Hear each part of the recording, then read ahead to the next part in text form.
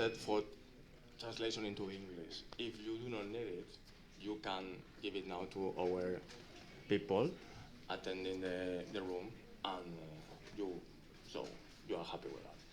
And at the end, if you use it, please leave it in your seat, okay? At the end of the session. And then I move into Spanish. Y bueno, bienvenidos a esta sesión sobre Latinoamerican Chapter. Es algo que nos hemos inventado, UNIR y Digital Europe, para un poco aprovechar que estamos en España, que es creo que el primer evento que organiza Digital Europe en un país externo que no sea Bruselas. Bueno, que Bruselas no es un país, Bélgica. Y en realidad es la primera vez que hacemos algo tan grande combinando tantos stakeholders y durante 2 días.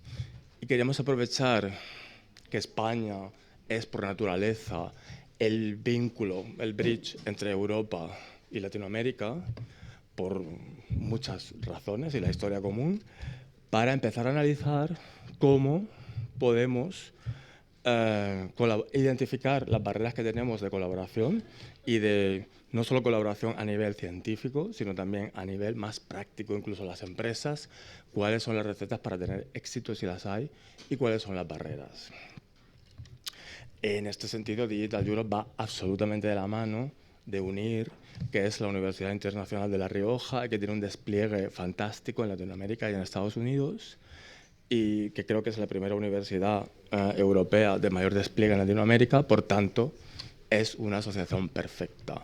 Digital Europe tiene diferentes working groups en Digital Health y hace un lobby muy fuerte con la Comisión Europea para que todos tengamos más oportunidades de negocio en el ámbito de salud digital. Y UNIR tiene mucha experiencia en hacer negocios en Latinoamérica a nivel educación. Y aquí tenemos seguro muchos speakers y muchos attendees, perdonad lo del inglés, muchos conferenciantes y muchos invitados que escriben artículos y que investigan y que hacen training y que tienen la oportunidad de colaborar con nuestros compañeros de Latinoamérica. Y aquí vamos a analizar un poco las experiencias, qué canales hay, qué herramientas, cómo se está haciendo hasta ahora y qué podríamos hacer para hacerlo un poquito mejor. Y para eso voy a dar la bienvenida a Daniel Burgos, que es el vicerrector de Investigación Internacional de la UNIR, para que modere la sesión. Daniel, un placer.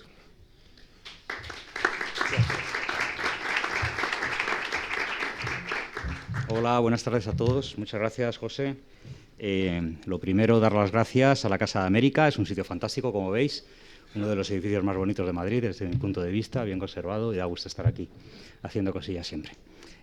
Lo segundo, dar las gracias a todo el equipo de apoyo, audiovisuales, medios y comunicación, que hacen un trabajo fantástico para cubrir todo este evento. Llevamos trabajando juntos la Universidad Internacional de La Rioja y Digital Europe desde junio-julio para estar aquí hoy, y la verdad es que el equipo hasta última hora siempre atento a todos los detalles. Muchas gracias, siempre lo hacen fenomenal.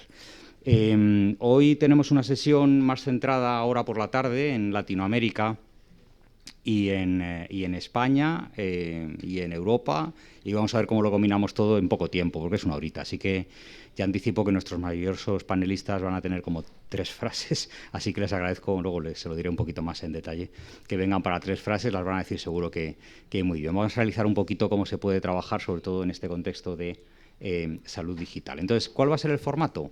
Vamos a empezar con una conferencia de 15 minutos, así súper magistral, empaquetadita, a cargo de una persona que ahora presentaré, de un invitado, y luego tendremos un panel con 3 panelistas, cada uno especializado en una cosa distinta, en un ámbito distinto, con experiencia también en Latinoamérica, y eso se desarrollará a lo largo de 1 hora, 50 minutos más o menos, para que luego tengamos el cierre de la sesión a cargo del coordinador del proyecto que anfitriona este evento, que es José Martínez Usero de Digital Europe. Así vamos a proceder. Entonces, el primer ponente, y el único como tal, a nivel de charla invitada, es Pablo Barreiro, que le tenemos aquí delante, que amablemente se ha prestado, ha dejado su su trabajo y la bata, vienes del hospital directamente, me has dicho, ¿no? Así que ha venido corriendo para acá. Es médico especialista en el servicio de medicina interna, en la consulta de enfermedades infecciosas, medicina tropical y del viajero en el Hospital Universitario La Paz de Madrid. Lo tengo que leer porque es un poquito largo, discúlpenme. También es profesor desde hace ya mucho tiempo de la Universidad Internacional de La Rioja, en la Facultad de Ciencias de la Salud. Me estabas contando ahora que tienes en el máster 125 estudiantes, ¿verdad? Que eso para un máster súper especializado, para contar él si quiere un poquito más, no quiero destripar el tema, pues está muy bien, es un máster de éxito. Así que bienvenido, Pablo, por favor, todo tuyo, 15 minutillos y adelante. Gracias por venir. Muchas gracias. Bueno, muchas gracias a todos los presentes, gracias a la UNIR por organizar este evento, también a Digital Europe por la invitación. Bueno, pues yo quería brevemente, lo más rápido que pueda, porque es mucha la información que quisiera compartir con vosotros, pues compartir efectivamente mi día a día, ¿no?, en la lucha contra las enfermedades infecciosas, donde verdaderamente se concita esa necesidad de abordar los problemas a un lado y al otro del Atlántico. Atendemos a viajeros, a turistas, atendemos a migrantes, atendemos a personas con infecciones que las importan desde países tropicales o que las desarrollan en Europa. Y quería también ofreceros un poco mi perspectiva sobre cómo la salud digital, las herramientas digitales nos pueden ayudar a manejar este verdadero reto que actualmente son las enfermedades infecciosas. Fijaros que, de forma visionaria, el que fuera mayor responsable de la salud en Estados Unidos en los años 60 predijo que íbamos a acabar definitivamente con las enfermedades infecciosas, ¿no? Lamentablemente erró en su pronóstico y aquí, así de forma muy gráfica, veis todos los brotes epidémicos que se han registrado en los últimos años en el mundo. Algunos son infecciones conocidas y otras son infecciones de nuevo desarrollo, de nueva aparición, ¿no? ¿Cuáles son las razones? Yo me enfrento a diario con las que tenéis ahí marcadas, ¿no? O sea, que son razones como muy reales, ¿no? En primer lugar, cambios a nivel del medio ambiente, el cambio climático, la deforestación, etcétera. Cambios también en la demografía, ¿no? Movimiento de poblaciones, conductas de riesgo a nivel sexual, uso de drogas, la migración, el turismo. También los propios microorganismos evolucionan, se adaptan, son capaces de escapar tanto a las vacunas como a los antimicrobianos y hacen más difíciles los tratamientos.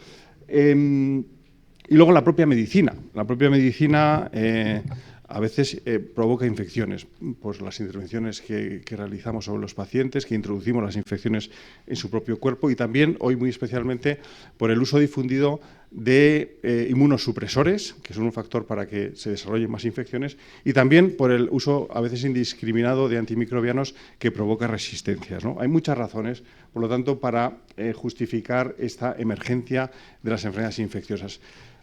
A nivel, un poco, si queréis, de gráfico, os voy a presentar en las que yo me veo implicado casi, como digo, a diario, ¿no? Bien en población que viene de países tropicales, como también personas que viven en Europa, ¿no?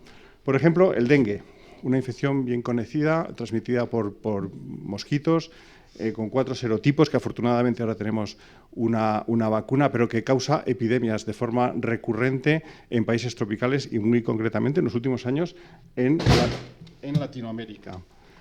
Un virus análogo al del dengue es el chikungunya, también transmitido por mosquitos. Actualmente hay una terrible epidemia en Cuba y estamos viendo, pues, turistas, por ejemplo, que han ido a esta isla y vienen con síntomas bastante importantes, ¿no? La fiebre amarilla, una infección también transmitida por el Aedes y que en este caso es prevenible de forma muy eficaz con la vacuna y que requiere, pues, de un consejo muy especial a los viajeros que van a determinados países, sobre todo Sudamérica y particularmente en África, donde existen epidemias con cierta frecuencia, y tenemos que dar un consejo para la vacunación. La malaria, bien conocida, erradicada en gran parte del mundo, pero todavía en morado. Hay zonas, particularmente en África, en la cuenca del Amazonas y algunas zonas de Asia, donde todavía es una enfermedad importante y también tenemos que dar consejo a viajeros que van a esas zonas y también a veces tratar a personas que vienen con esta enfermedad que es potencialmente mortal si no es correctamente diagnosticada y tratada. ¿Cómo no hablar de la gripe, la gripe aviar? La gripe aviar, ahora mismo en las noticias, ya van detectados unos más o menos 1000 casos en todo el mundo. Es una gripe altamente mortal, afortunadamente poco transmisible entre humanos y probablemente pueda acabarse convirtiendo en una pandemia si consigue este virus evolucionar a una transmisión más eficaz entre humanos, ¿no? En Europa tenemos ahora mismo una emergencia infecciosa con dos agentes, dos virus, el virus del oeste del Nilo. Este se transfirió desde África a Estados Unidos a principios del siglo XXI y actualmente está penetrando en Europa. Es una enfermedad no realmente muy grave, pero que en personas con alguna enfermedad de base, inmunodepresión, ancianidad, pues puede ser mortal, pues en un porcentaje de hasta el 5%. Más nos preocupa, y particularmente en España, donde se ha hecho endémico, el virus de la fiebre hemorrágica Crimea-Congo. Es una especie de ébola transmitido por picadura de garrapatas. Este virus se ha hecho ya endémico en la población de ciervos y jabalíes en España. Y llevamos ya aproximadamente unos 20 casos de infección en nuestro país. Es el único país de Europa que tiene esta infección y con una mortalidad muy elevada, de hasta el 30%. El ébola, bueno, pues ya recordamos la emergencia que supuso en el año 2014-2016, pues una gran epidemia que hubo en África. Tuvimos algunos casos en Europa. En mi hospital atendimos a varias personas. Enfermedad pues, que afortunadamente ahora mismo pues no circula por Europa, pero tenemos algunas otras amenazas con otros virus parecidos, como el de Marburg. Ahora mismo hay una epidemia bastante importante en Etiopía. Y luego comentar también sobre las enfermedades de transmisión sexual, que pues, van en aumento también en los últimos años. Enfermedades, en este caso, bien conocidas, pero que ya prácticamente estaban olvidadas, como la sífilis, la gonococia, la clamidiasis, pero en los últimos años, a partir del año 2000, no vemos sino incrementar estas infecciones. De este tipo de emergencias de infecciones ya casi olvidadas está la viruela. Era una enfermedad que se erradicó gracias a la vacuna, la primera vacuna y la más eficaz de todas, la vacuna para la viruela, consiguió la erradicación mundial de esta enfermedad en los años 80 del siglo XX, pero ahora hay una reemergencia de lo que se llama viruela zoonótica, que procede de roedores y primates, y que ha provocado una gran epidemia de una viruela leve de transmisión sexual entre población de riesgo, que ha afectado a gran parte de los países de Europa y de Norteamérica, pero tenemos una emergencia todavía más peligrosa por una viruela también de origen zoonótico, pero mucho más grave, por un serotipo distinto, el 1, que está creciendo en África y que amenaza con ser una viruela similar a la que conseguimos erradicar, como digo, en el siglo XX. Bueno, pues ante esta situación, ¿no?, de emergencias y reemergencias de enfermedades conocidas o de nueva aparición, ¿qué nos puede aportar la medicina digital, las herramientas basadas hoy por hoy fundamentalmente en la inteligencia artificial? Bueno, pues nosotros ya hacemos uso de algunas grandes bases de datos que analizan datos de todo tipo, como por ejemplo información médica que circula en la red, búsquedas en Internet, búsquedas por Google o interacciones por redes sociales, información en las noticias, en los medios de comunicación, simplemente movimiento de poblaciones, simplemente haciendo un seguimiento de los teléfonos móviles, el uso de medios de transporte, en particular los aviones, la compra de medicamentos, datos sobre también salud veterinaria, enfermedades en animales y también la monitorización de restos genéticos de microorganismos en aguas fecales, en aguas residuales que salen de las ciudades. Bueno, pues toda esta información masiva y proveniente de múltiples fuentes se integra y se analiza con estas bases de inteligencia artificial y es capaz de detectar emergencia de infecciones conocidas o incluso desconocidas. Estos modelos se han validado, por ejemplo, por una empresa llamada Blue Dot, que es pionera, ¿no?, en este tipo de análisis, y a posteriori, retrospectivamente, pero se demostró que esta aplicación fue capaz, o hubiera sido capaz, de detectar los primeros casos de COVID y la expansión del COVID por todo el mundo con 1 o 2 semanas de antelación, ¿no? Bueno, pues estas herramientas, como digo, basadas en el análisis de datos masivos, están haciendo un seguimiento de muchas de esas infecciones, ahí las tenéis, que he ido comentando que son verdaderamente peligrosas pues para la población mundial, ¿no? COVID, fiebre amarilla, polio, sarampión, enfermedades meningocócicas, dengue, gripe, etcétera, etcétera, etcétera. Creo que es una herramienta de grandísima utilidad que nos puede anticipar y nos puede permitir prepararnos, ¿no?, para infecciones emergentes. Muy interesante, y de eso nosotros tenemos alguna experiencia en Madrid, el análisis de aguas residuales provenientes de las ciudades, ¿no? Aquí podemos, con tecnologías de biología molecular muy sofisticadas, detectar restos genéticos, ¿no?, ADN o ARN de microorganismos, virus o incluso bacterias, y haciendo una monitorización en el tiempo, ver cuando hay un repunte de algunos de estos agentes y de esa manera también predecir la aparición de epidemias. Así se demostró, por ejemplo, en el caso del COVID, en este estudio de un equipo catalán que colaboró con nosotros, donde pudimos demostrar que mediante el análisis de estas aguas residuales podíamos anticipar los picos, aquellos famosos picos de la curva del COVID, con 1 o 2 semanas de antelación. Creo que es una herramienta de grandísima utilidad.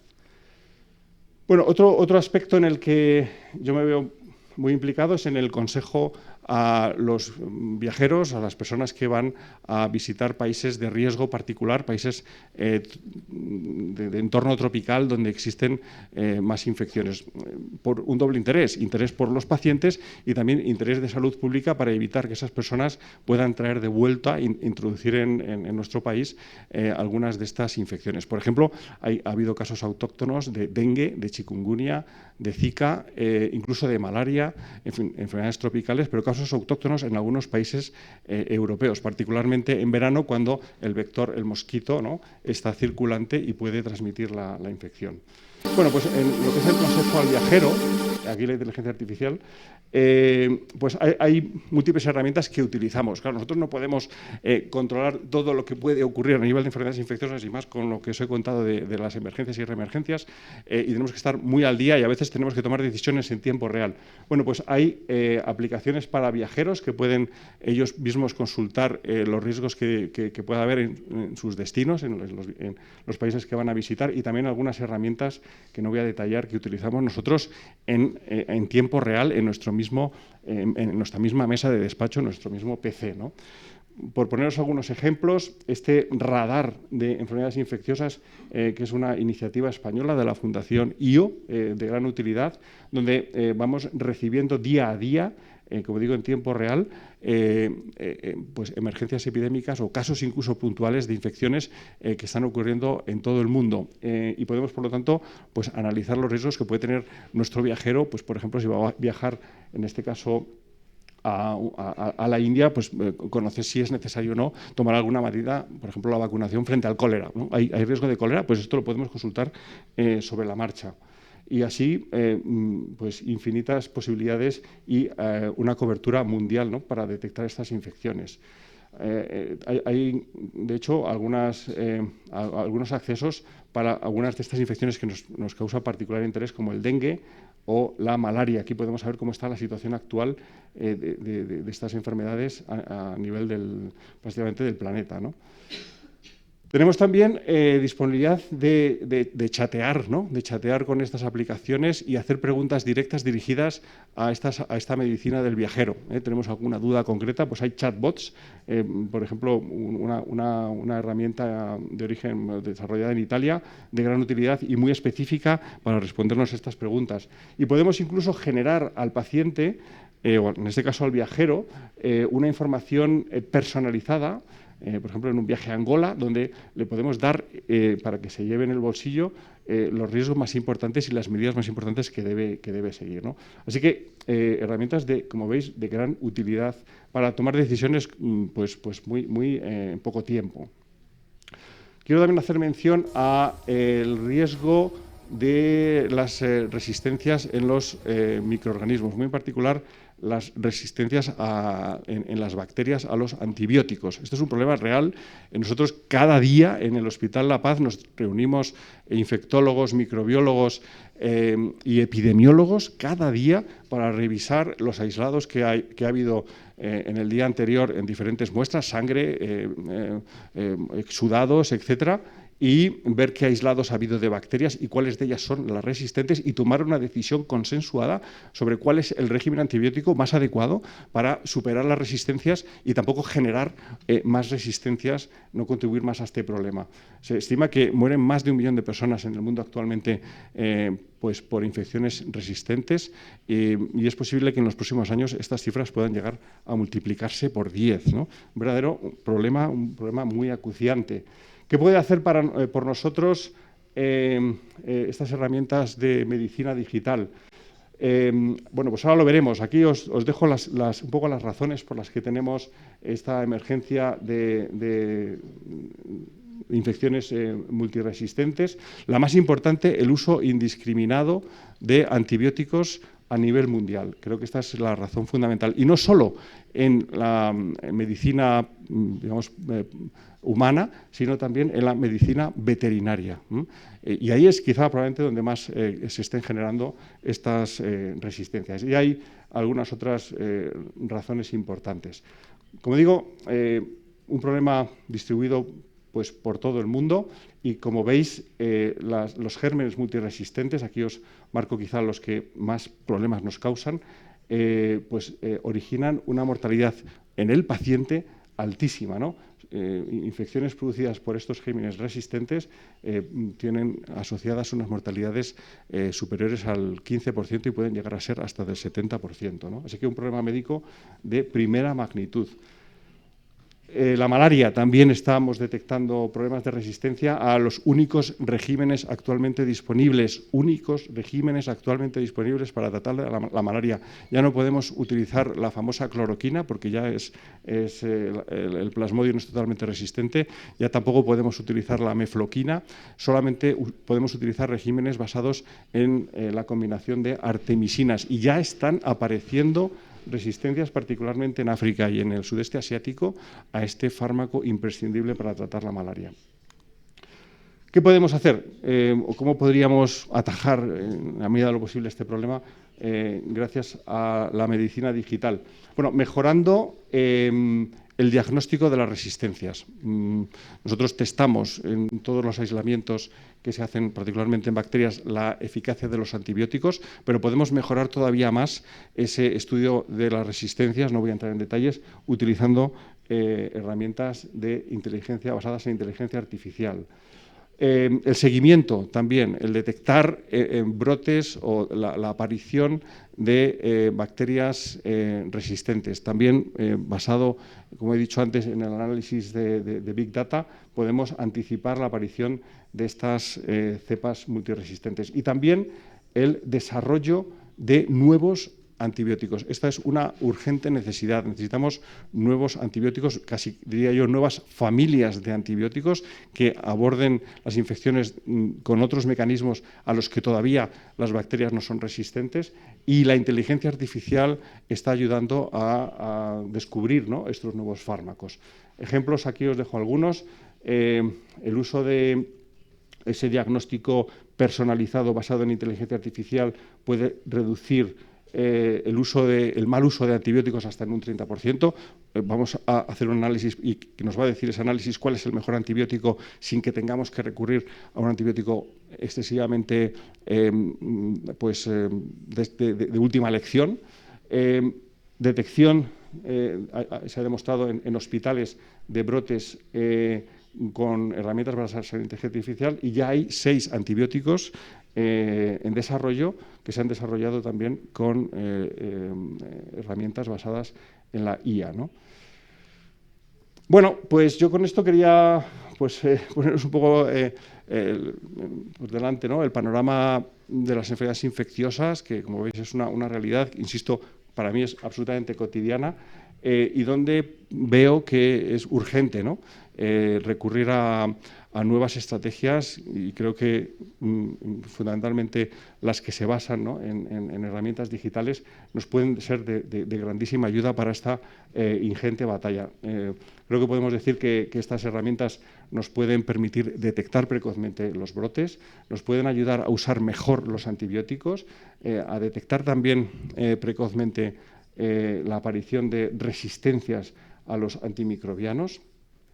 También pueden ayudar al desarrollo de nuevos antibióticos, que es algo muy necesario, y también nos puede permitir lo más importante probablemente, ¿no?, la prevención. No hay mejor medida en enfermedades infecciosas, en general en medicina, que evitarlas, ¿no? Bueno, pues aquí también podemos prevenir, como hemos visto, particularmente en el caso de viajeros, por ejemplo, ¿no? Todavía hay grandes retos por delante. Creo que tenemos que hacer un gran esfuerzo desde todos los ámbitos, el ámbito médico, académico y científico, por desarrollar e incorporar estas herramientas en la práctica diaria, que nos van a ser de grandísima ayuda, también en la investigación. Y creo que, de todas formas, tenemos que ser también, bueno, pues con mucha ilusión, ¿no?, con mucha esperanza, ¿no?, incorporar estas herramientas, pero también con cierta precaución.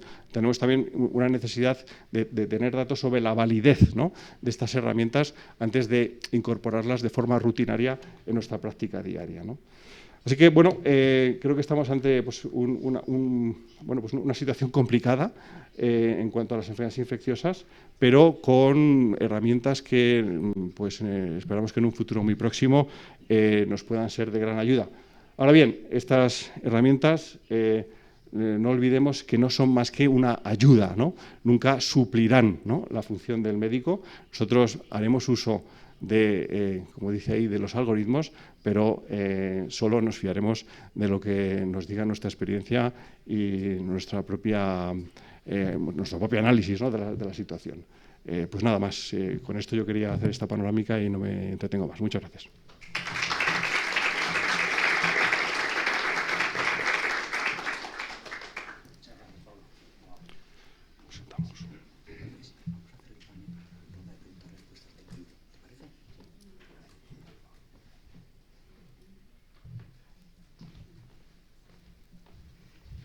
Muchas gracias, Pablo, muy amable. La verdad es que no sé si darte las gracias o ir a por un matavirus ahora mismo y rociarme con él, porque qué cantidad de bichos que hay en el mundo, ¿verdad? He quedado con Pablo en que ahora vamos a hacer el panel primero y en la sección de preguntas-respuestas, que voy a incluir alguno de lo que ustedes digan, voy a incluirle también a él, y así tenemos una sesión un poquito más dinámica entre los cuatro participantes, ¿verdad? Voy a invitar al panel que se sienten amablemente, a los tres invitados que han sido tan amables de acceder a venir hoy aquí a compartir con nosotros su experiencia. El primero es Antonio Zimorra. Por favor, Antonio, si eres tan amable, toma asiento, elige. Director de comisiones de AMETIC y de ALETI. Ahora comentará él un poquito más en detalle en qué consiste. El segundo ponente es Diego San José Saras, profesor de Ciencias de la Salud y especialista en Medicina Preventiva y Salud Pública en la Universidad Internacional de La Rioja. Y la tercera panelista es Ana María Núñez Rubines, directora del Máster de Intervención Psicológica en Crisis, Emergencias y Catástrofes, también de la Universidad Internacional de La Rioja. Y además me ha dejado aquí una notita diciendo que diga, a ver, que si lo encuentro, está aquí, ¿verdad? Sí, un momentito, que se me ha ido, pero es que lo quiero decir porque me ha dicho, si no te importa, estoy muy orgullosa de... Aquí, es que todos son títulos muy largos, no sé cómo decir con las tarjetas de visita, esto es brutal. Formo parte también desde hace 20 años del Grupo de Intervención Psicológica en Catástrofes y Emergencias del Colegio Oficial de Psicología de Galicia y 6 años siendo coordinadora del mismo. ¿Lo he dicho bien? Fenomenal. Pues muchísimas gracias a los tres. Yo... No sé si es para ellos o para mí porque no me he trabado, pero lo cojo por las dos. Yo soy Daniel Burgos, que no me he presentado antes, perdonad, soy el vicerrector de Proyectos Internacionales de Investigación de la Universidad Internacional de La Rioja y también presido la Universidad MIU City University Miami en Estados Unidos. El tema de hoy es Europa, Latinoamérica y salud digital. Esas son las tres cosillas. Entonces, os voy a hacer alguna pregunta, una a una, pero luego ya, si eso empezamos el debate, voy a improvisar. Tengo páginas que no voy a utilizar, os anticipo, y según vaya el tema, pues vamos hilando con preguntas-respuestas, ¿verdad? Entonces, me gustaría empezar por Ana. Sé que eres experta en salud mental, que es una de las cosas, yo creo que más complicadas, están últimamente como más en el candelero y más sensibilidad al respecto, pero al mismo tiempo tanto el diagnóstico como el tratamiento es complicado. Imagino que en situaciones de crisis más, e imagino que según la diversidad de países y culturas, más todavía. ¿Nos puedes decir un minutillo, vale? Si todos aportamos un minuto, esto se hace dinámico. Por favor, adelante. Sí, pues como bien dices, al final nos tenemos que adaptar a la cultura de cada uno de los países y de las poblaciones en las que se produce la emergencia. Y no es lo mismo intervenir pues, con población aquí en España que si intervenimos en África con población musulmana o con otro tipo de religiones o de culturas, ¿no? Entonces, sí que es uno de las asignaturas que tenemos que abordar dentro de la psicología de emergencias, porque tenemos que adaptarnos a la población. No es la población la que se adapta a nosotros. Entonces, ¿y qué estrategia que seguís? ¿Qué hacéis? ¿Trabajáis con personal local? ¿Hacéis un estudio previo a nivel de cultura, religión, habla? ¿Cómo hacéis esto así? Si puedes. Pues es formación.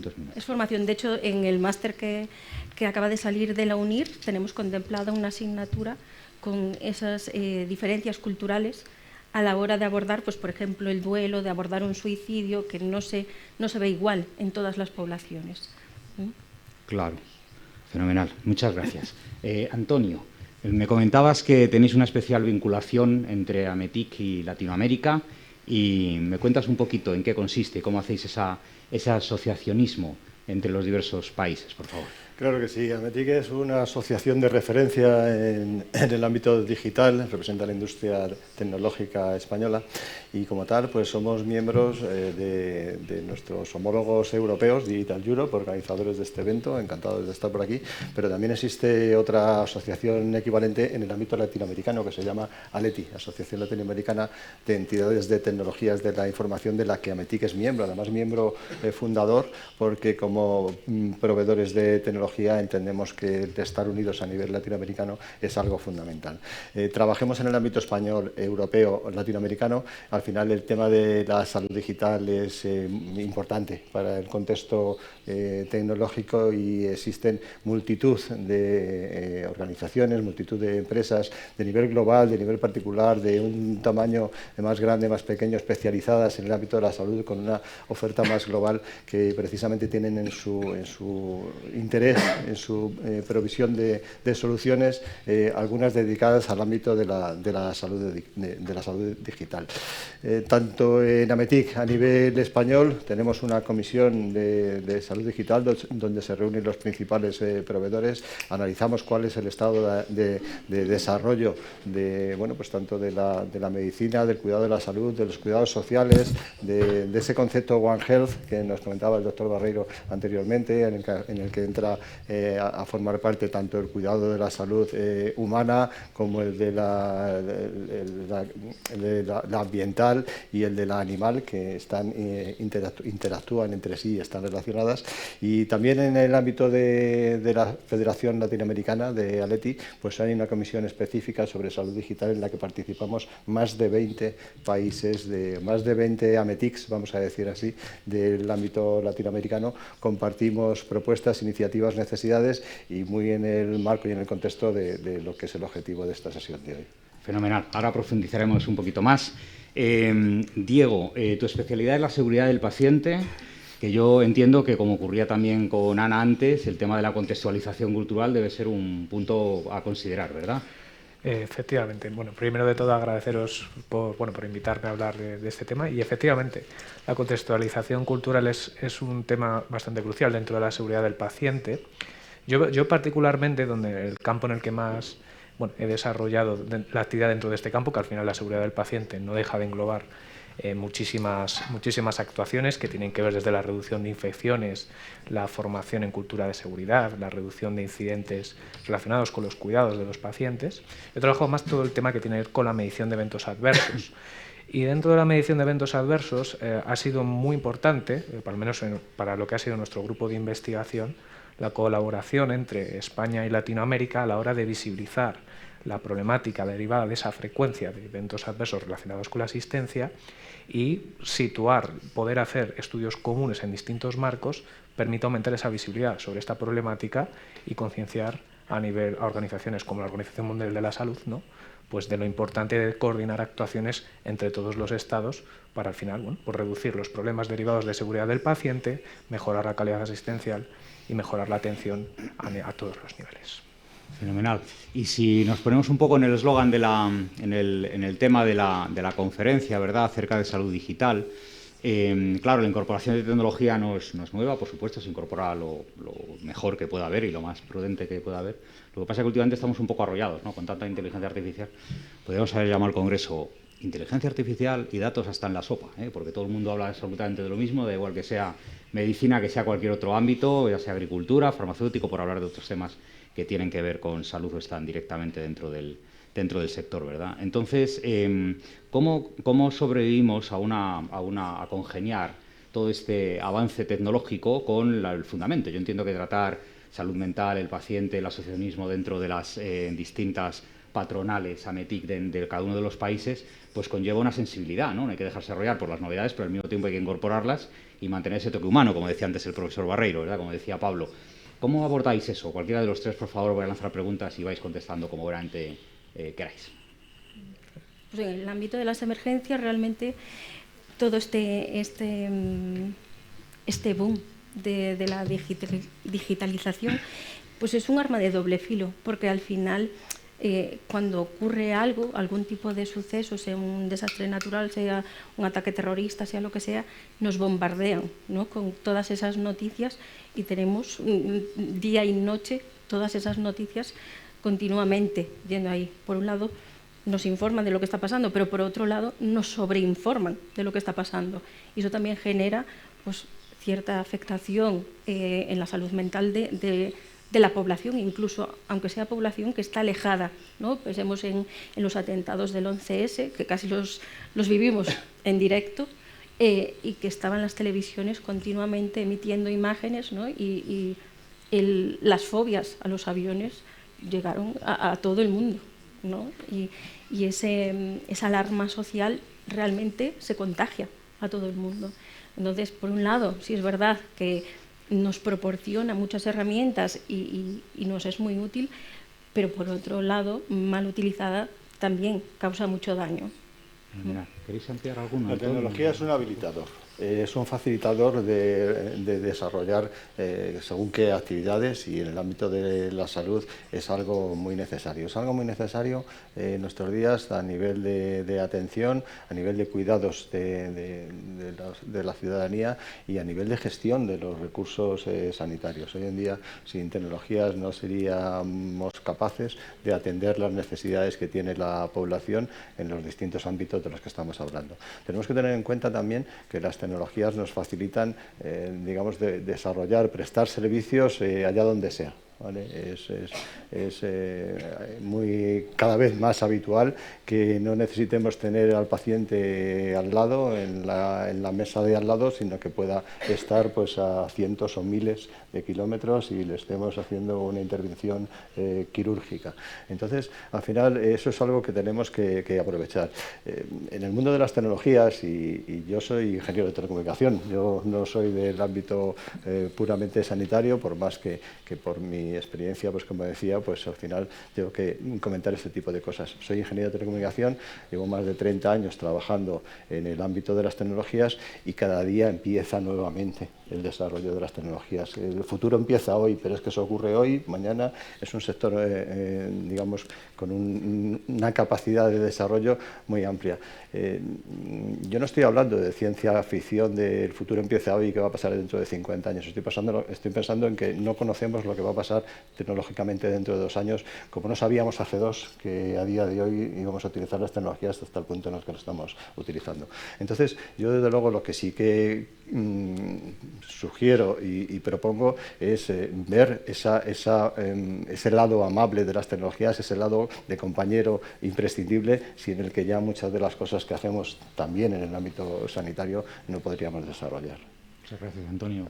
Ya por completar. Por completar, sí, desde el ámbito de la seguridad del paciente, sí que, bueno, desde la parte de lo que tiene que ver con esa medición del dato, evidentemente toda la mejora de los sistemas de información y la digitalización de la historia clínica es algo que ha facilitado mucho a la hora de mantener un cierto control estadístico de todos los procesos. Lo que pasa es que no deja de ser cierto que desde esa perspectiva evidentemente es una mejora, pero también por otro lado plantea algunos nuevos retos. Es cierto que van apareciendo nuevas formas de atención a los pacientes, ¿no? Pues, por ejemplo, fórmulas de atención domiciliaria al paciente, fórmulas de telemedicina, ¿no? Que pueden suponer también nuevos retos dentro de la seguridad del paciente y también, de alguna forma, ver cómo eso puede afectar también a la calidad asistencial que recibe el paciente, ¿no? Al final hay que mantener un enfoque proactivo frente a todas las nuevas tecnologías y estar atento también un poco de, bueno, pues que está muy bien implementarlas, pero también mantener el cuidado de cómo se están realizando las cosas para evitar problemas o sucesos adversos que aparezcan a futuro. Claro, me acuerdo del profesor Sisto Moya, que es un intelectual cubano que trabaja en México, en la Nacional de México, y hace no mucho debatíamos, y él me decía el mundo exponencial, y estuvimos debatiendo un rato, y me acuerdo, lo he incorporado luego yo a alguna clase. Cada vez tenemos más cosas en menos tiempo, es exponencial, ¿verdad? Entonces, a nivel de tecnología nos ocurre eso, nos pasaba la teoría de Moore, de que había que cambiar tecnología cada 6 años, 2 años, 6 meses, 2 meses, ahora cada 10 días. Cada semana tenemos que, como comentabas, ¿no? Las tecnologías emergentes son hoy y las de hoy ya están obsoletas por la mañana. Entonces, claro, todo eso afecta un montón, porque llega un momento en que la gente se colapsa. Yo me colapso, ya está, yo también soy tecnólogo y me colapso. Llega un momento, estoy seguro que va a llegar un momento que voy a decir, hasta el gorro, demasiado exponencial para mí, no me apetece aprender la nueva tecnología, está demasiado. Entonces ahí viene el punto humano, que es a donde voy yo, ¿no? Cuando tratamos con gente que no está en el ámbito, que no es necesariamente del mercado del sector sanitario, que no es necesariamente del sector tecnológico, y de repente tenemos que afrontar con ellos una situación que requiere un aprendizaje tan exponencial como lo que está ocurriendo en esa situación, o bien una situación de crisis, o bien una situación de incorporación, que es lo que hablamos en este contexto de la conferencia, de incorporación de tecnología o digitalidad al mundo de la salud, ¿verdad? Y hay que aportar, hay que acompañar, pero claro, eso puede ser un poco complicado. Eso lo encontraréis vosotros en vuestra vida diaria, o bien de enseñanza, o bien en la práctica clínica, ese trato humano acompañando la tecnología. ¿Hasta qué punto consideráis que resulta importante o que, bueno, ya se irá aprendiendo? ¿Cómo lo abordáis de alguna manera? Puedo preguntaros a cualquiera, por favor. Bueno, de cara a la atención al paciente, evidentemente estamos en un momento en el que lo que dices, ¿no? Va aumentando exponencialmente el desarrollo tecnológico, nuevas formas de atención.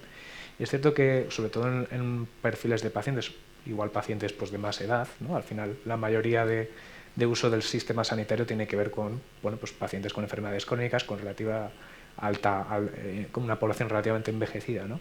La adaptación de esta población a estas nuevas formas de atención relacionadas con la tecnología, pues a veces no está tan pensado o tan dirigidos en este perfil de paciente, y eso es algo que seguramente haya que tener en cuenta a la hora de implementar distintos circuitos y distintas formas de atención. Sí, es un reto y desde luego es algo que tiene que ser muy tenido en cuenta para no perder esa perspectiva del paciente también. Al final estamos atendiendo pacientes y tenemos que adaptarnos también nosotros a sus necesidades, ¿no? Claro. Ana, formáis... perdón.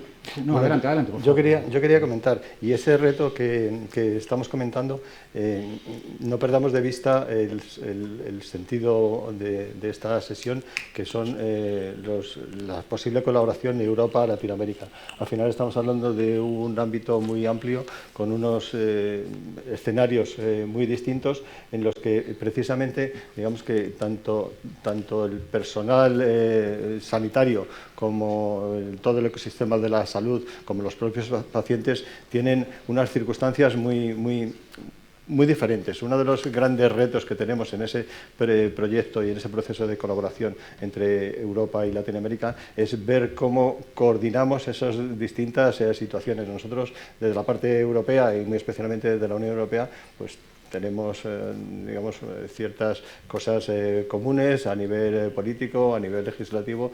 En Latinoamérica no pasa tanto así, no hay una unión latinoamericana, aunque sí que hay iniciativas que de alguna manera intentan unir, y sobre todo en el ámbito de la salud del que hablamos, para que ciertas iniciativas pues vayan a la par. Luego, si tenemos tiempo, comentamos alguna de ellas. Sí, además te agradezco que me hagas esta nota porque la tengo aquí apuntada para profundizar luego otra vez. Le estaba preguntando también a Ana María que si a nivel formativo, como directora del máster que estás, también abordáis este punto humano, cómo tratar al paciente sin que se desespere con la tecnología en tiempos de crisis, justo lo que estabas comentando antes. Eso se enseña también, esas competencias. Las competencias que debe tener un psicólogo de emergencias obviamente están incluidas en ese máster, ¿no? Y dentro de las asignaturas.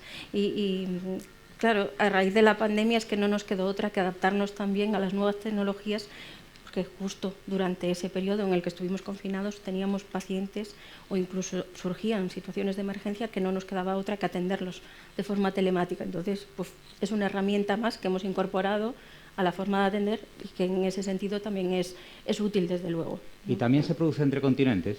Es decir, Sí. ¿de aquí también atendéis a Perú o desde Perú a México? Pues a veces cuando tenemos pacientes que por alguna razón viajan a otro país, sí que atendemos. En emergencias tenemos la RIPE, que es la Red Iberoamericana de Psicología de Emergencias, que tiene como objetivo realmente eso, lo de promocionar la investigación, el compartir investigación, las experiencias y demás entre Latinoamérica. Están países como Chile, Perú, Brasil, México, y luego está España, Portugal, y también está representada Europa a través de la EFPA, de la Federación Europea de Asociaciones de Psicólogos. Ajá, muy bien, fenomenal. Voy a dar pie a los asistentes, al respetable, para que pregunten lo que buenamente consideren después de que yo pregunte una más. Entonces, os estoy anticipando que ahora dentro de 5 minutos os preguntaré si queréis decir algo, ¿vale?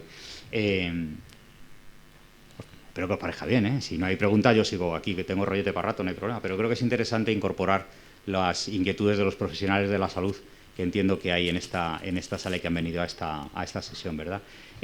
Antonio, profundicemos un poquito con el tema de Latinoamérica y de salud. ¿Tenéis algún tipo de acción, comisión, grupo de trabajo específico que aborde de alguna manera y que aúne la regionalidad de Latinoamérica a través de Aleti o a través de Ametic o de los dos juntos, y el tema de salud y salud digital específicamente? ¿Nos puedes contar un poquito más, por favor? Claro que sí. A través de Aleti tenemos un comité de salud digital coordinado, liderado por el especialista en la materia de Costa Rica, y en el que participamos pues el resto de entidades proveedoras de soluciones tecnológicas en el ámbito de la salud. Recuerdo lo que decía anteriormente, en Aleti estamos en 22 países, y precisamente nuestro objetivo es el coordinar iniciativas y pautas y propuestas comunes. Yo hablaba anteriormente de que si en Europa pues tenemos una gobernanza, una legislación común, que en Latinoamérica no tanto, pero es precisamente algo que desde el sector digital aplicado a la salud queremos promover. Existen distintas iniciativas, no digo que no las haya, pues algunas europeas, los programas EULAC, otras españolas, de CEDETI, Iberoeca, y hay distintas iniciativas de nivel global, tanto del Banco Iberoamericano de Desarrollo, de la Organización Mundial de la Salud. En Centroamérica existe una organización interministerial, o de los ministerios, perdón, de salud que promueve políticas de desarrollo comunes. Introduzco, y luego si queréis profundizo en los temas que en mayor medida están ocupando son la estandarización, que digamos que la información, los datos de salud tengan unos estándares comunes. Esto en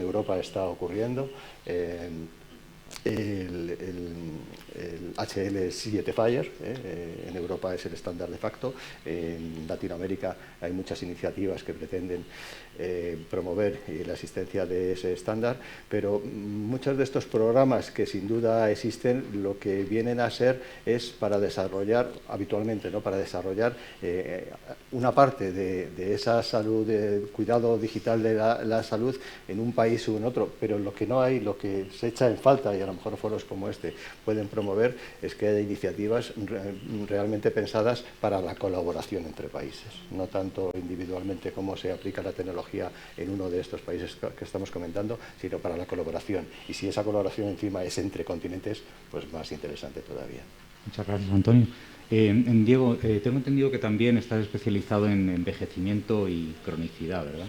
Sí. Y hasta la pregunta es si nos puedes contar un poquito más y sobre todo la posible diferencia, como hablábamos antes, cultural o similitud cultural que existe al abordar envejecimiento y cronicidad según si hablamos de Europa, hablamos de España, hablamos según qué países de Latinoamérica, a nivel de la integración de los mayores, a nivel de asistencial, a nivel de sentimiento de soledad, yo qué sé, tú eres el experto, pero sí, un poquito abordando desde cualquier punto de vista que consideres que sea comparable. Sí, bueno, en cierto sentido sí que voy a contar una breve cuestión más de carrera profesional mía.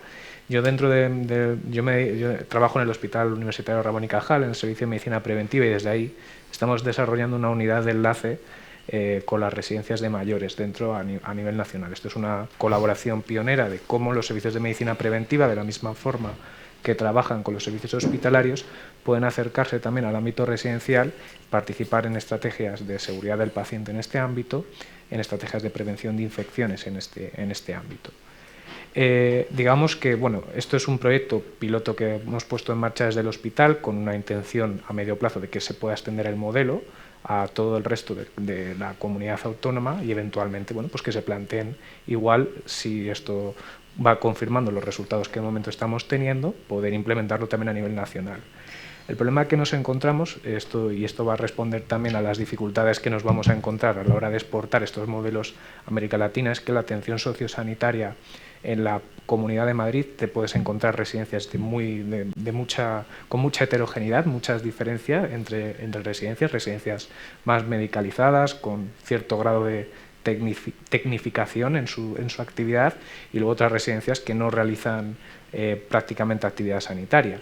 Esto es solo en la Comunidad de Madrid. Si esto pensamos en las comunidades autónomas a nivel nacional, todavía más heterogeneidad en las residencias. Cataluña, donde hay una primacía del modelo sociosanitario, donde existen hospitales de larga estancia junto a residencias de mayores, etc. Una de las áreas que estamos trabajando en el proyecto, a la hora de, pues bueno, todo esto va aparejado evidentemente de investigación, a la hora de traducir toda nuestra intervención en residencias de mayores de la Comunidad de Madrid, qué taxonomía utilizamos para buscar el término equivalente dentro de la Unión Europea. El HALT4 sería como el principal estudio que se ha hecho de infecciones en residencias de mayores. Habla de Long-Term Care Facilities, que engloba centros de muchísima también disparidad, ¿no? Dentro de estas Long-Term Care Facilities tenemos Residential Homes, que se adaptaría más a las residencias de mayores, pero si tú llevas el término a Estados Unidos hablan de Nursing Homes. Bueno, digamos que no está muy claro cómo está definido el módulo, y esto sí, evidentemente si lo extrapolamos a América Latina, pues nos encontramos todavía más diferencias. Creo que esto es un reto que tenemos que hay que visibilizar mucho más, cómo tenemos que pensar la atención en las últimas etapas de la vida, a pacientes crónicos, pacientes con un grado de dependencia.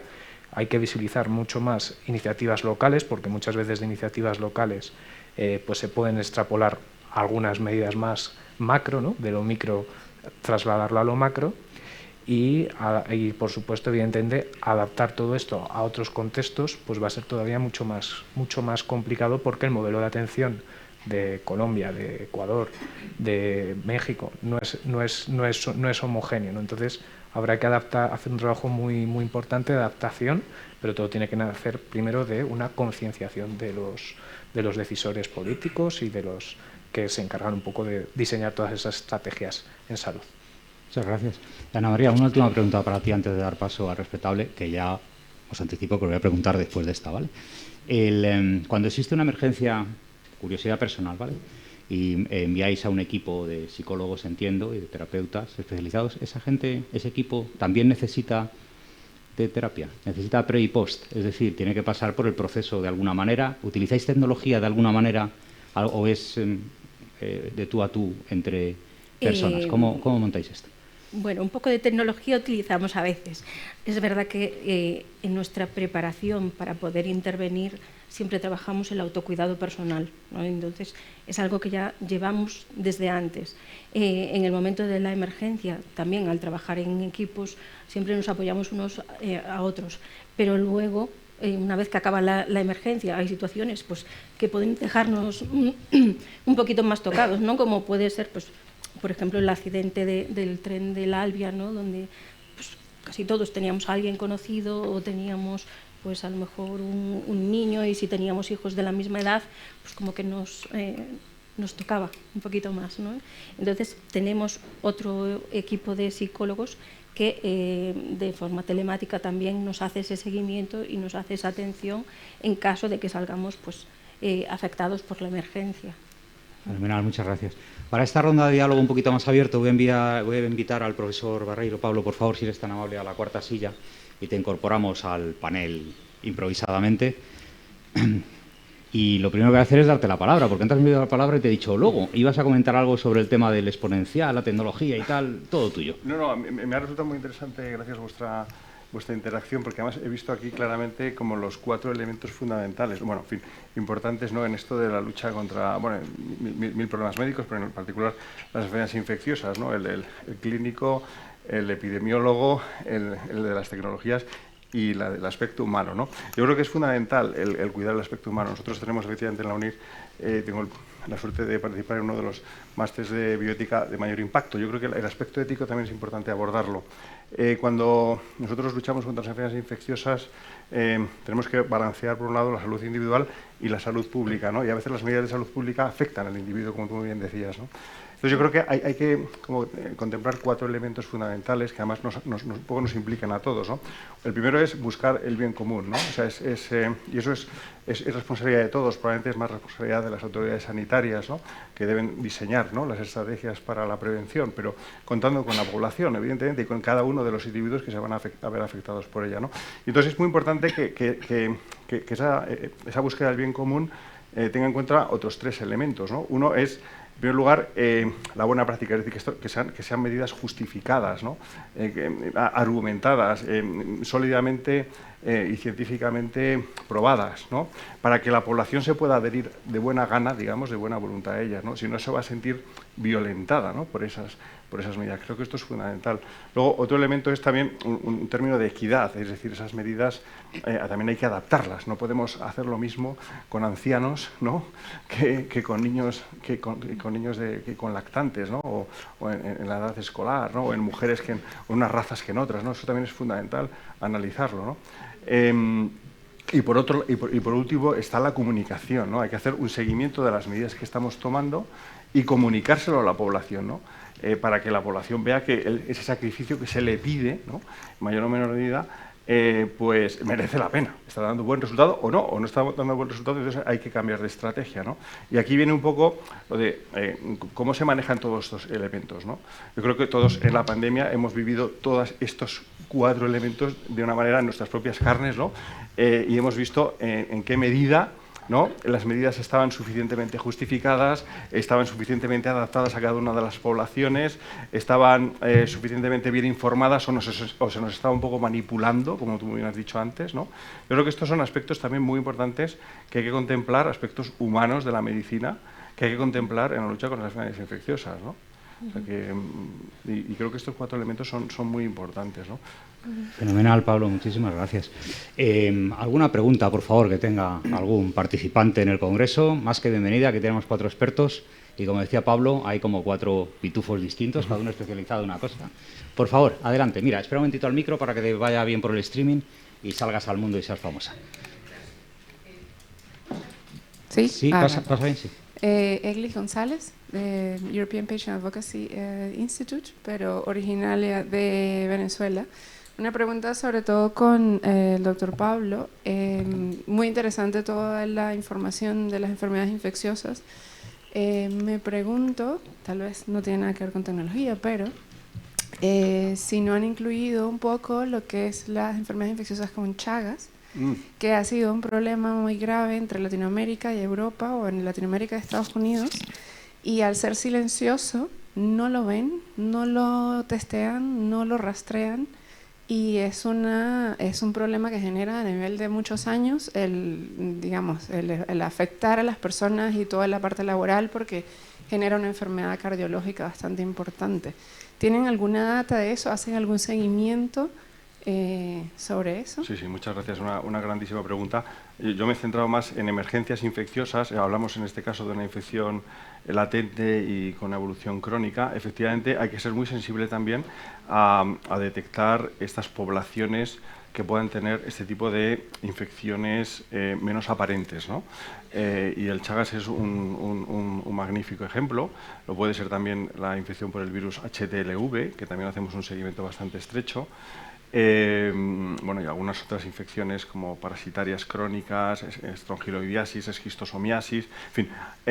Nosotros tenemos bastante sensibilidad, por supuesto, en nuestra unidad por estas infecciones, pero estamos desarrollando programas para el seguimiento de estas enfermedades en la población general e incorporar en el cribado de enfermedades la detección de estas. Por ejemplo, ya en España se hace un cribado no sistemático, pero sí dirigido, de la enfermedad de Chagas en donantes de sangre, de HTLV en donantes de sangre, ¿vale? Hemos incorporado ya, tuvimos una sesión hace un par de semanas, hemos incorporado ya también la detección de HTLV en embarazadas provenientes de zonas de riesgo, ¿vale?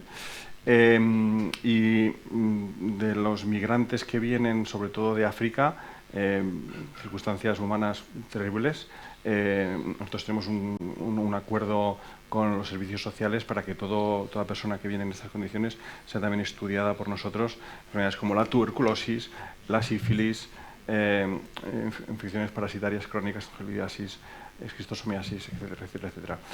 Muy buenísima pregunta. También hay que estar pendiente a estas otras infecciones menos aparentes, pero que pueden ser incluso mucho más mortales o mucho más deteriorantes. Efectivamente. Fenomenal, muchas gracias, Pablo, gracias por la pregunta. ¿Alguna pregunta más, por favor? Por favor, adelante, un momentito el micro, gracias. Hola, ¿qué tal? Para Pablo también. Mi nombre es Antonio Olain, soy psiquiatra, actualmente trabajo en Dublín, en el Hospital Highfield. Me ha encantado tu presentación. Quería preguntarte si de estas herramientas que has presentado, alguna de ellas ya se esté utilizando para la toma de decisiones clínicas, y si sí, ¿cuál ha sido el proceso de elección de la herramienta y de incorporación en el workflow clínico? Y en caso que no, ¿por qué crees que se quedan muchas de estas herramientas en fase piloto? Esa es la experiencia que tenemos en psiquiatría, por lo menos. Sí. Bueno, pues yo creo que ese es uno de los grandes retos, ¿verdad? El tener como la validación un poco científica, técnica, de todas estas herramientas basadas en inteligencia artificial. Yo creo que todavía a nivel usuario no tenemos la garantía de que la información que proviene de la inteligencia artificial sea totalmente aplicable, ¿no? Sí que hay algunas herramientas a nivel de microbiología que sí que vienen validadas por la casa comercial. Por ejemplo, el antibiograma, que utiliza también herramientas de inteligencia artificial, sí que viene validado por la casa comercial. Pero a nivel clínico, nosotros utilizamos muchas de estas herramientas desktop, o sea, pero siempre, obviamente, con nuestro propio criterio, ¿no? O sea, son herramientas de apoyo. Yo creo que además así debe ser, ¿no? O sea, no dejamos, por supuesto, la decisión o el consejo o la medida terapéutica diagnóstica a decisión nunca de la herramienta, sino que somos nosotros las que... Pero sí, yo uso a diario muchas de estas herramientas de consulta para un poco afinar un poco mi criterio, ¿vale? Como una herramienta diagnóstica, por ejemplo, rayos X, ¿no? Ya. Perdona, el micro. Viene, sí, nosotros ya tenemos un sistema en el que, por ejemplo, sobre unas radiografías o cortes de escáner, ya la herramienta de inteligencia artificial nos marca zonas de interés, ¿vale? Que a lo mejor se te podrían haber pasado por alto y en las que tienes que prestar un poco de atención e interpretar mejor. El electrocardiograma también se lee con herramientas de inteligencia artificial pero bueno, siempre es simplemente una señal, una ayuda, pero que tú siempre tienes que validar, ¿no? ¿Vale? Creo que es un gran reto, ¿no? O sea, lo que a mí me parece que no creo que nunca, y menos en medicina, no debemos jamás dejar a la inteligencia artificial tomar las decisiones, ¿no? Gracias, Pablo. Me gusta mucho que incidáis en esto. Es un enfoque muy similar al que tenemos en educación, ¿no? Nosotros en la Universidad Internacional de La Rioja trabajamos mucho el aprendizaje personalizado desde hace muchos años. Ahora ha surgido la inteligencia artificial generativa como si no hubiera otra en el mundo, a pesar de que lleva 70 años funcionando. Cosas similares, y de repente es popular y parece que ChatGPT es lo único que existe. Pero la realidad es que maquinitas similares existen desde hace un montón y las venimos utilizando desde hace mucho, pensando en la personalización del aprendizaje, de la enseñanza, pensando en el profesor, en el estudiante y en el gestor académico. Y la máxima siempre es pseudo-automático, semi-automático, no completamente automático. La decisión final es mía. Y yo al final lo que digo siempre es que si me quitan la capacidad de decir a mí como profe, me quitan la gracia. O sea, me quitan toda la diversión. La maquinita me ayuda, pero me aporta un dashboard y a partir de ahí yo decido, que es un poco lo que está diciendo aquí Pablo y lo que imagino que aportáis todos, ¿verdad? Yo creo que en ese sentido todos estamos muy a favor de utilizar las herramientas que buenamente sean, siempre y cuando al final pues el botoncito rojo lo pulse yo, no me lo pulse nadie, ¿no? Sea un poquito la idea. Ana, te quería consultar una cosa. Mira, hace unos días me enviaste un correo muy, muy interesante en el que hablabas de la utilización de inteligencia artificial y cómo en ciertos casos no resulta especialmente eficaz, ¿no? Y hablabas de situaciones de estrés, por ejemplo, ¿no? O porque la agonía, la angustia de un determinado paciente a través de una aplicación y ya no sé qué, habla con no sé quién, no termina de ser completamente eficaz desde tu punto de vista. ¿Nos puedes ampliar un poquito más, por favor? Claro, es que es lo que comentaba antes, no deja de ser un arma de doble filo, que en ocasiones nos puede ayudar, pero si no lo utilizamos bien, nos puede ser contraproducente, ¿no? Pensemos, ahora se lleva mucho lo de revivir a las personas fallecidas, ¿no? Cuando trabajamos en emergencias, realmente son fallecimientos traumáticos, que incluso muchas veces no puede haber esa despedida del cuerpo porque no se puede ver ese cuerpo, ¿no? La inteligencia artificial, cuando nos trae a ese ser querido, puede favorecer a lo mejor que nos despidamos de esa persona, ¿no? Cerrar como algo para poder avanzar en el duelo. Pero es verdad que también caemos en el riesgo de que esa persona niegue el duelo y niegue esa muerte y el duelo quede cronizado, ¿no? Ahí, cronificado, perdón. Entonces es siempre un arma de doble filo, ¿no? Puede ser una ayuda, pero si no lo utilizamos bien, como decía antes, nos puede incluso ser contraproducente. Y entiendo una vez más que la clave sois vosotros como profesionales y el paciente, o sea, la clave es humana, ¿no? La que aporta el sentido común. Exacto, sí, y la utilización sobre todo con unos criterios éticos, ¿no? y deontológicos de lo que estamos haciendo. Fenomenal, muchas gracias. Antonio, creo que tenéis un caso de éxito muy importante sobre el uso del espacio de datos de salud y de proyecto de vinculación entre Europa y Latinoamérica. ¿Nos puedes ampliar un poquito más al respecto, por favor? Claro que sí. De la historia clínica. Europa y particularmente España está llena de casos de éxito en el ámbito de la salud en general. Ya no estoy hablando solamente de la salud digital, ¿no? Digamos, tenemos un sistema muy desarrollado, muy evolucionado y creo que puede ser precisamente uno de los motivos y de los habilitadores precisamente para esa colaboración entre continentes. Europa, Latinoamérica tiene que tener un motivo, colaboramos, pero ¿en qué proyecto? Y precisamente el European Data Health es el espacio de datos europeo que se acaba de aprobar la regulación correspondiente, puede ser uno de los casos que son utilizables para promover esa colaboración en el ámbito Europa-Latinoamérica. Decía, Europa está muy posicionada en ese ámbito, hablaba también antes de estándares. En Europa hay un estándar claro, ya aprobado, pero España también tiene casos de, primero, un sistema de salud en general, no estoy hablando solamente de salud digital, que también un sistema de salud ejemplo y referente a nivel mundial y puede servir de referencia para estos proyectos en colaboración. podríamos hablar de infinidad de casos. El propio doctor Barreiro está comentando algunos de ellos que son muy singulares, pero yo diría, por ejemplo, la historia clínica electrónica. Es un megaproyecto de información que con el uso de las tecnologías pues se puede contar con unos datos que son muy válidos, muy útiles. Primero, entre las 17 comunidades autónomas, que estamos hablando de colaboración entre países, y no olvidemos que aquí en España también es necesario esa interoperabilidad, esa conexión entre las diferentes comunidades autónomas. Estamos hablando de la historia clínica electrónica, pero también podemos hablar de la historia social electrónica. Lo mismo, pero cuáles son los servicios de atención social que los ciudadanos reciben desde el ámbito de lo público. Entonces, en toda esa colaboración entre países y entre continentes, además hay que tener en cuenta que España puede desempeñar un papel singular, un papel especial, por muchos motivos, por motivos culturales, cercanía, por idioma con Latinoamérica, pero también porque, como decía, somos referentes en el ámbito de la salud digital. Aquí sí que hablo de la salud digital. Somos referentes a nivel mundial por la interoperabilidad de los sistemas, comentaba de lo de las 17 comunidades autónomas, por la telemedicina. Tenemos el sistema de telemedicina referentes a nivel mundial, y un tema muy importante también, y es la capacitación digital de los profesionales sanitarios. Eso es algo importante, es uno de los problemas, por así decirlo, o retos o dificultades que nos encontramos en cualquier sistema. Es fundamental, puede ser un cuello de botella, y ahí, digamos, las capacitaciones, aunque hay mucho camino por recorrer, no quiero tampoco ser triunfalista en este sentido, pero sí que puede ser un caso de uso de buenas prácticas, como en España pues el ecosistema y los profesionales sanitarios pues tienen esos conocimientos suficientes para aplicar las tecnologías de la forma más adecuada. Muchas gracias, Antonio. ¿Alguna pregunta más, por favor?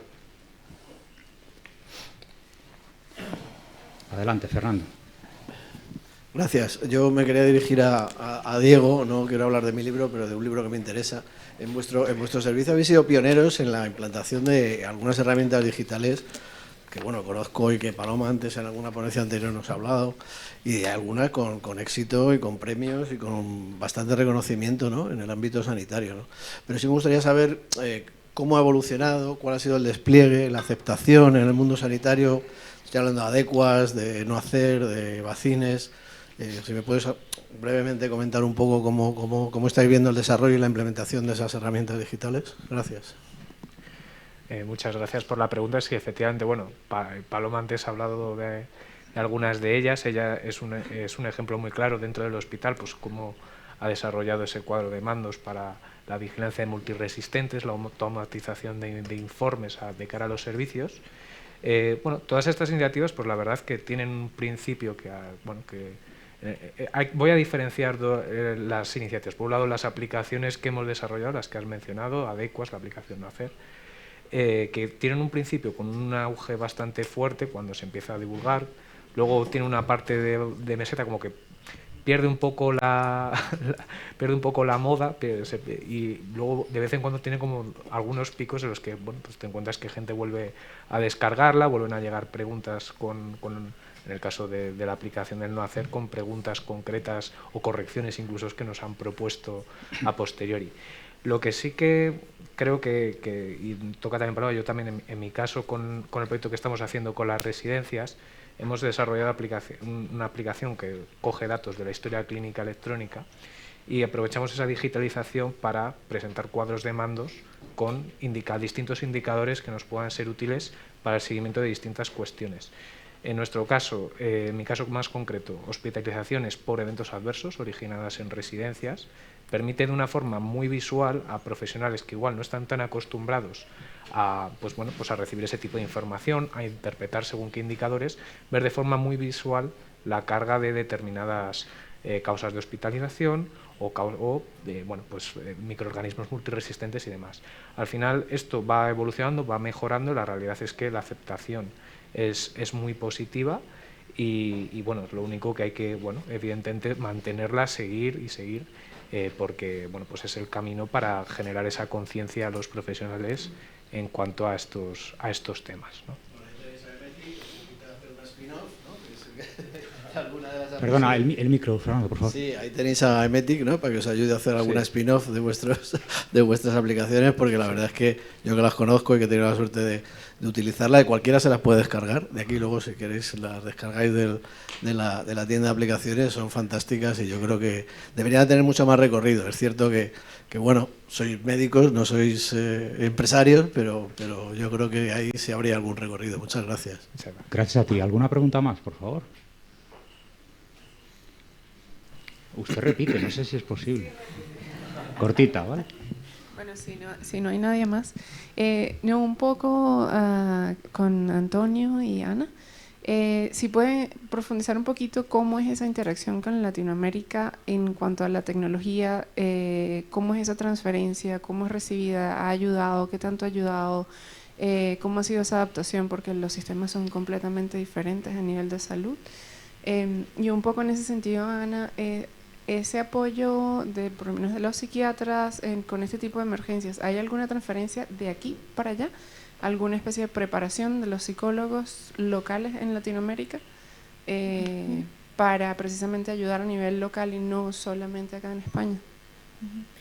Y en nuestro ámbito existe esa red iberoamericana de psicología de emergencias que contempla pues instituciones de allá y de aquí y que hacen esa sinergia de conocimientos, de intercambio, y a lo largo del año se hacen un montón de formaciones donde participan de ambos lados y se comparten muchos conocimientos, investigaciones y demás. Luego también se desarrollan newsletters que se divulgan por todo el ámbito.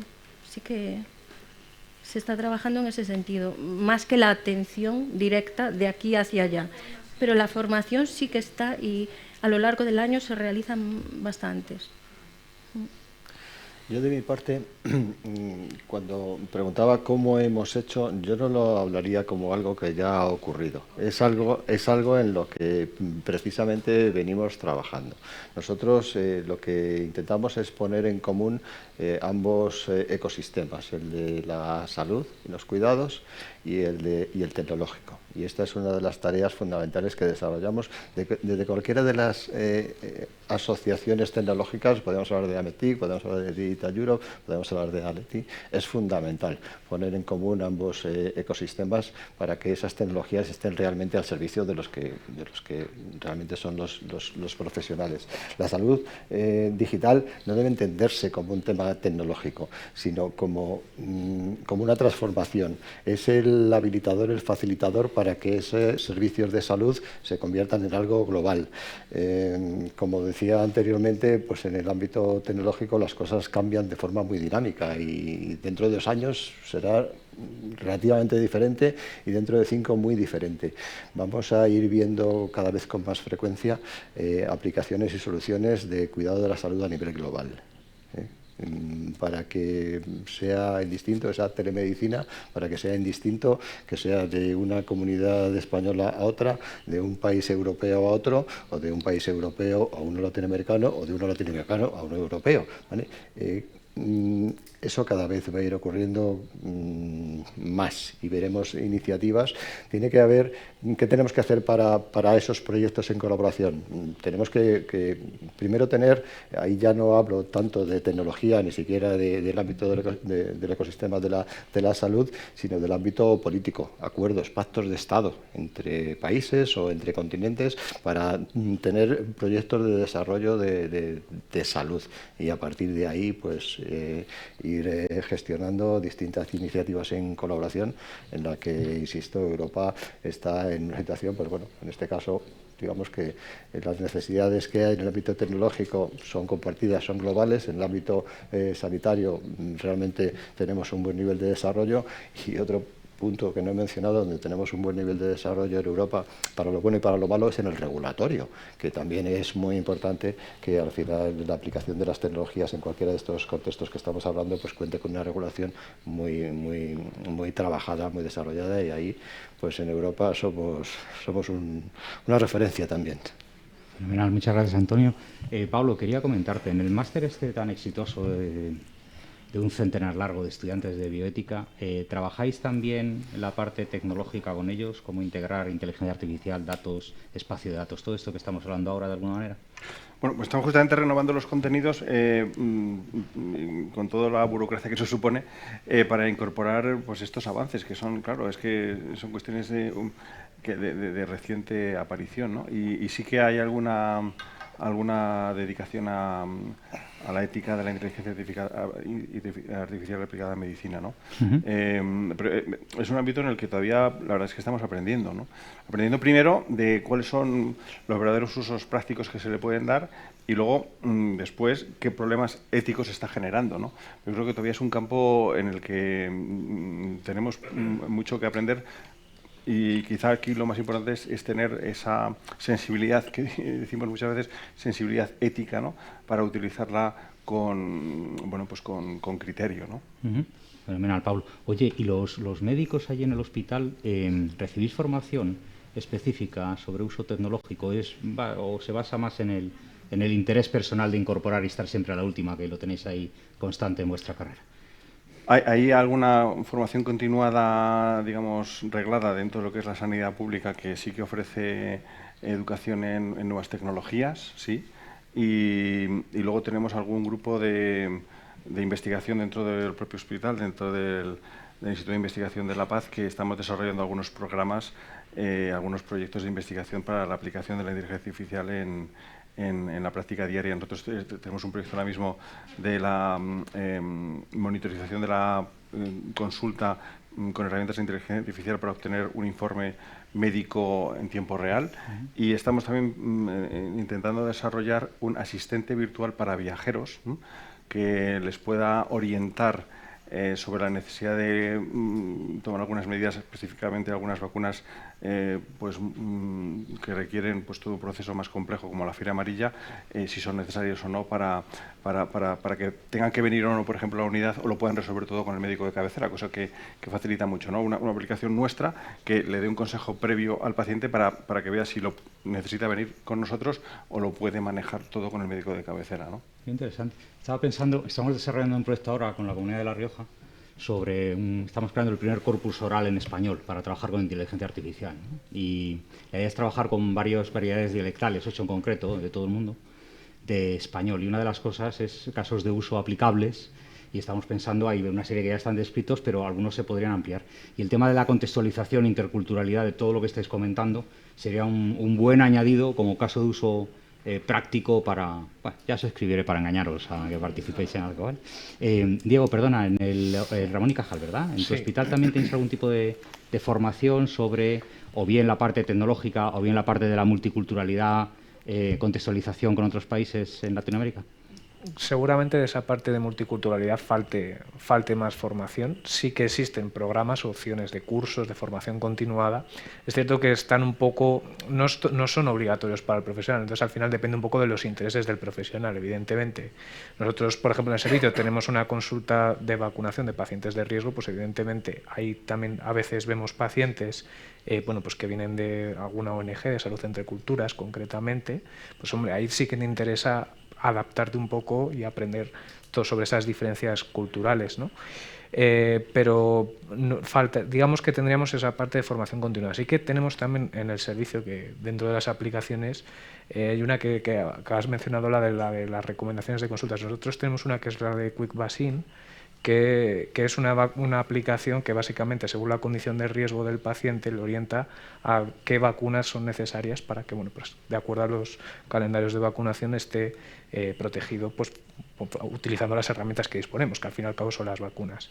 Tenemos ejemplos de este tipo de transferencia a la sociedad, pero respondiendo un poco a tu pregunta, sí que creo que habría que arreglar un poco más esta formación a los profesionales, ¿no? Porque al final, pues bueno, tenemos un contextos en los que sí que se desarrollan iniciativas, pero depende mucho del perfil de los profesionales que trabajan en ese grupo, de la posibilidad que tiene ese grupo, pero muchas veces no acaba generando también desigualdades en el acceso al conocimiento por parte de los profesionales. Fenomenal, muchas gracias. ¿Alguna pregunta de última hora? Pues os voy a dar una ronda de un minuto, por favor, a cada uno, si queréis decir algunas palabras póstumas. Perdón, para la posterioridad. Ana, empezamos contigo. Bueno, pues un poco a modo de conclusión, decir que toda esta revolución digital que estamos viviendo, pues que es algo que realmente nos está ayudando un montón y es muy útil en la sociedad, pero que tenemos que utilizarlo con responsabilidad y con ética para que realmente sea útil y no que perjudique. Muchas gracias, Ana. Como han sido 30 segundos, Antonio, puedes usar ahora 1 minuto y medio, ¿vale? Pues creo que no lo voy a hacer. Yo diré solamente que la salud digital es parte fundamental de los planes de desarrollo, y digo desarrollo en general, y como tal debe estar incorporada en las políticas de cualquiera de los países de los que venimos hablando en esta tarde, ¿no? Tanto europeos como latinoamericanos. Muchas gracias. Diego, por favor. Yo simplemente, bueno, hemos hablado en esta mesa ponentes con distinto perfil, ¿no? Lo que hemos puesto todos un poco como nexo en común es el rol de la salud digital a la hora de facilitar nuestro trabajo en el día de mañana y la necesidad de esas sinergias entre todos, entre profesionales de distinto perfil. Redundo en una idea que creo que ha comentado Anne en la mesa de esta mañana, que avanzar solo es avanzar rápido, pero avanzar todos juntos nos permite avanzar mucho más. Entonces, bueno, pues seguir con estas sinergias y estas colaboraciones entre todos y con estas oportunidades pues de compartir un poco lo que hacemos cada uno, que al final, bueno, yo no conocía mucho a los ponentes de la mesa y al final, pues bueno, vas viendo un perfil profesional muy específico y te das cuenta que es muy complementario en muchas de estas cuestiones. Muchas gracias, Diego. Pablo, por favor. Pues yo solo puedo felicitaros a Digital Europe y a la UNIR por esta mesa redonda que yo creo que ha abordado los problemas relacionados, ¿no?, con la medicina pues más actuales y abordados desde la salud digital y enfocándolo desde esas 4 facetas tan importantes, ¿no? La faceta del paciente, la faceta de la sociedad, de la salud pública, la faceta técnica, que es la que nos da soporte, pero sin olvidar la faceta humana, ¿no? Toda la implicación humana que tiene pues el aplicar estas tecnologías, respetando en definitiva pues a la persona que es el paciente, que es nuestro mayor interés, ¿no? Muchas gracias. Pues voy a dar las gracias una vez más a Ana María Núñez Rubines, del Colegio Oficial de Psicólogos de Galicia y de UNIR, a Antonio Zimorra, director de comisiones de Ametic Aleti, a Diego San José Saras, del Hospital Ramón y Cajal y de UNIR, y a Pablo Barreiro, del Hospital Universitario La Paz y de UNIR también. Muchas gracias a todos. Gracias a ustedes. Un aplauso, por favor.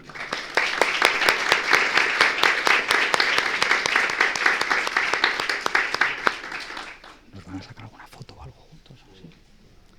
Si no os importa, nos quedamos un segundito, nos sacamos una foto con el panel para luego explotaros en redes sociales.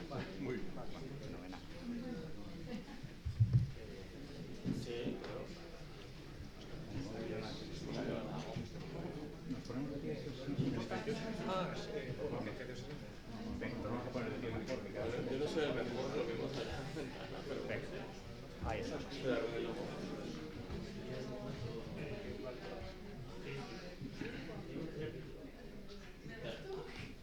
¿Ya está?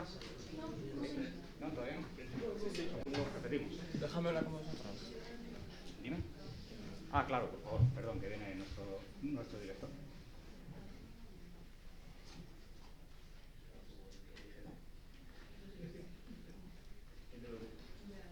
Bueno, muchas gracias. Pablo. Un placer. Muchas gracias. ¿Qué tal?